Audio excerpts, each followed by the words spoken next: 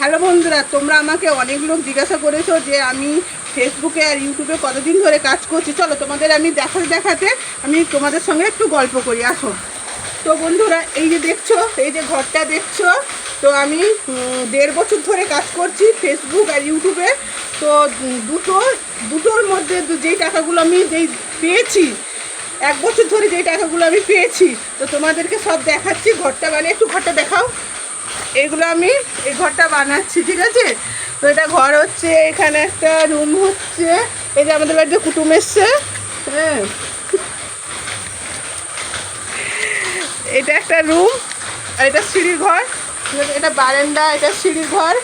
তো তো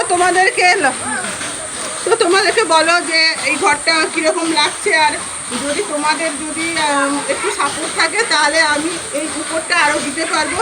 তো তোমরা জলদি করে সাপোর্ট